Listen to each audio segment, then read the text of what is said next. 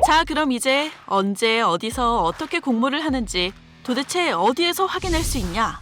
바로 한국거래소 38커뮤니케이션, IPO 스탁 등에서 확인할 수 있습니다. 공모주 일정은 미리 나와 있으니 미리미리 체크 후 준비하면 좋겠죠?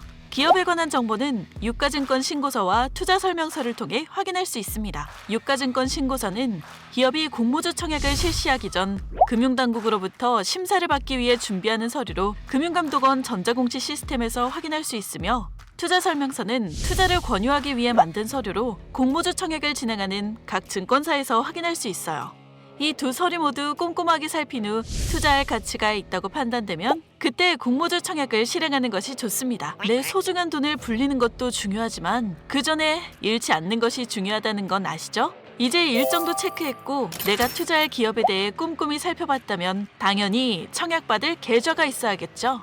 보통 다수의 청약 주관사가 존재하기 때문에 많은 증권사들 중에서 실제로 청약을 진행한 증권사를 선택해야 합니다.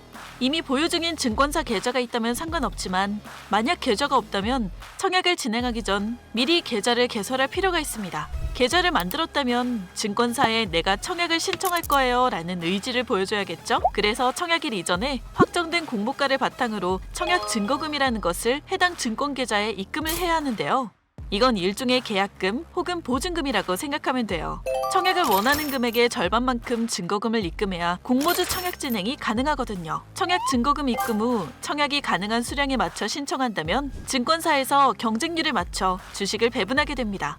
물론 증권사마다 배정된 증권 수량이나 청약 한도가 다를 수 있기 때문에 미리 확인해 증권사를 잘 선택하는 것도 방법입니다.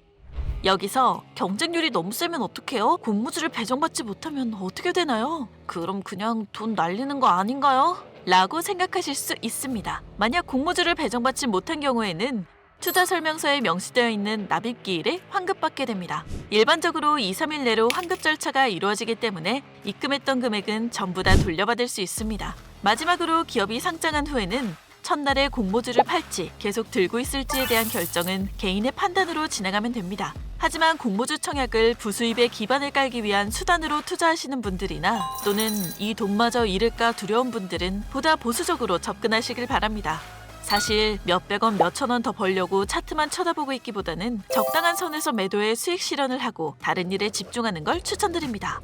23년 공모주 시장을 짧게 요약해보자면 IPO 종목은 총 82개였고 기관 수요 예측 평균 경쟁률은 931.45대 1, 일반 청약 평균 경쟁률은 959.28대 1이 나왔죠.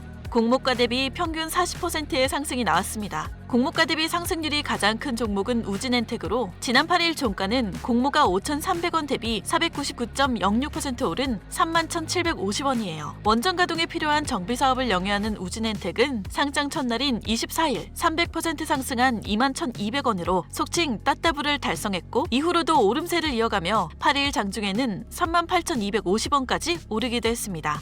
우진엔텍이 특별한 거 아니냐 하면 그건 아닌 것 같다라고 말씀드릴 수 있습니다. 생각보다 확률이 높은 것 같거든요. 주식시장에 상장한 222개 기업 중 169개 기업, 그러니까 76%에 달하는 기업의 상장 첫날 종가가 공모가를 웃돌았습니다. 그중 대부분은 지금까지도 공모가보다 높은 가격에 거래되고 있어요. 매도 타이밍을 잘 잡으면 어렵지 않게 수익을 낼 수 있다는 점 매력적이지 않나요? 이렇게 쉽게 돈을 벌 수 있고 심지어 미성년자도 공모주 청약이 가능한 만큼 공모주 청약 시 가장 주의해야 할 사항, 바로 묻지마 청약입니다. 너도 나도 주식시장에 뛰어드는 요즘 이른바 거품이 끼어 상장 후 공모가보다 낮게 거래될 수 있습니다. 그래서 이슈가 되는 회사라고 해서 많이 들어본 회사라고 해서 무작정 뛰어드는 것은 위험할 수 있어요. 따라서 청약할 기업이 어떤 기업인지 꼼꼼히 살펴보는 것이 중요합니다.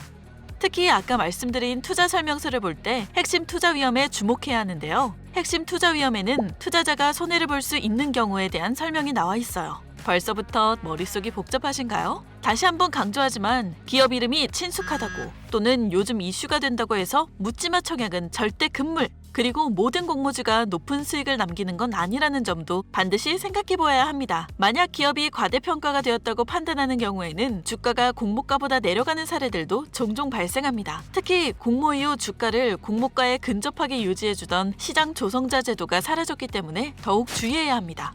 여기서 제가 제안하는 공모주 투자 전략은 공모주 일정 상시 확인하기, 분석해서 이건 아니다 하는 기업은 거르기. 가능하면 다계좌로 참여하기. 대부분 상장일에 매도하기. 큰 욕심 안 부리고 수익 내면 만족하기. 다음에 더 알찬 정보로 영상을 만들어 볼 테니까요. 구독과 좋아요 부탁드려요. 감사합니다.